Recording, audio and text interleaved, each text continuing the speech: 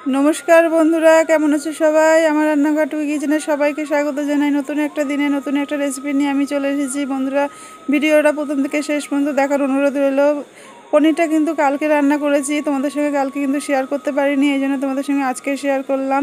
দেখো বন্ধুরা, শুকনো কলায় কিন্তু গরম মশলাগুলো ভেজে তারপর গুঁড়ো করে নেবো। দেখো পনিরটা ভেজে রান্না করে নেবো। বন্ধুরা, তোমাদের ভালোবাসায় আশীর্বাদে কিন্তু আমি যে ফেসবুকে যে প্রবলেমটা পড়েছিলাম সেই প্রবলেমটা আমার ঠিক হয়ে গেছে। তার জন্য কিন্তু তোমাদের অসংখ্য অসংখ্য ধন্যবাদ জানাই। বন্ধুরা, আলু দিয়ে পনির কষা বানানোর জন্য এখানে কিন্তু গুঁড়ো মশলা ব্যবহার করব। গুঁড়ো মশলা বলতে ধনের গুঁড়ো, জিরের গুঁড়ো, লঙ্কার গুঁড়ি, হলুদ লবণ দিয়ে একটা পেস্ট বানিয়ে নেব।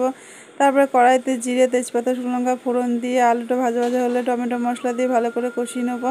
আর এই দেখো মটরশুঁটি দিয়ে একটু কষিয়ে নেবো। এই দিনকালে যে মটরশুঁটি দেবো না তা তো হতেই পারে না। এখানে কিন্তু ভেজে রাখা পনির দিয়ে ভালো করে কষিয়ে নেবো। তোমরা আমাকে অনেকেই অনেক রেসিপির কথা বলেছে বন্ধুরা, আমি সব রকম রেসিপি করার চেষ্টা করব, তোমরা পাশে থেকো।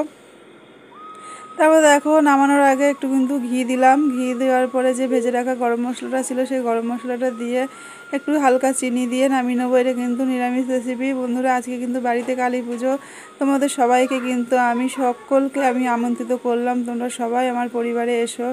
বন্ধুরা, ভিডিওটা ভালো লাগলে লাইক কমেন্ট শেয়ার করো, পেজটা বেশি বেশি করে ফলো করো। সুস্থ থেকো, ভালো থেকো, দেখা হচ্ছে নতুন একটা ভিডিওতে।